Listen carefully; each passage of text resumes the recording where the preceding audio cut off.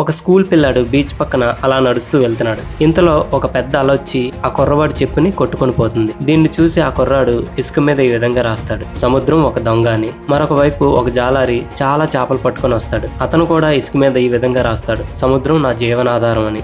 అక్కడే ఒక పిల్లవాడు ఆడుతూ ఆడుతూ సముద్రంలో మునిగి చనిపోతాడు. తన కొడుకు చనిపోవడంతో బాధపడ్డ ఆ తల్లి ఇసుక మీద ఈ విధంగా రాస్తుంది: సముద్రం ఒక హంతకుడని. మరోవైపు ఒక ముసలివాడు అలా ఇసుక మీద నడుస్తూ వెళ్తున్నప్పుడు ఒక పెద్ద ఆల్చిప్పలో ముత్యం దొరుకుతుంది. అప్పుడు ఆ ముసలివాడు ఈ విధంగా రాస్తాడు: సముద్రం చాలా ఉదారమైందని. ఇంతలో సముద్రం నుండి ఒక పెద్ద అల వచ్చి ఈ రాతలన్నీ కూడా తుడిచిపెట్టుకొని వెళ్ళిపోతుంది. ఈ 4 ఇన్సిడెంట్స్ ని కూడా మీరు గమనిస్తే మనకు ఒక విషయం అర్థమవుతుంది: సముద్రం ఎప్పుడూ కూడా ఎవరి అభిప్రాయాల గురించి కూడా పట్టించుకోదు. అది దాని అలలతో ఎప్పుడూ కూడా సంతోషంగా ఉంటుంది. అలాగే మీరు కూడా మీ చుట్టూ ఉన్న వాళ్ళు మీకోసం ఏమనుకుంటున్నారు, ఏం ఆలోచిస్తున్నారు అనే విషయాన్ని ఎప్పుడూ కూడా పట్టించుకోకూడదు. ఎందుకంటే పరిస్థితులను బట్టి వారి అభిప్రాయం అనేది మారుతూ ఉంటుంది. ఫర్ ఎగ్జాంపుల్, నువ్వు టీ తాగుతూ ఉన్నప్పుడు ఆ టీలో ఈగ పడితే ఆ ఈగతో పాటు టీని కూడా పారేస్తావు. అదే ఈగ నీ దగ్గర ఉన్నటువంటి స్వచ్ఛమైన తేనెలో పడితే ఆ ఈగని తీసి పారేసి తేనెని దాచుకుంటావు. ఈ రెండింటిలో కూడా ఒకటే సిచ్యువేషన్, కానీ నీ అభిప్రాయమే మారింది. కాబట్టి పరిస్థితులకు అనుగుణంగా మాట్లాడే వారి మాటలను పట్టించుకోకుండా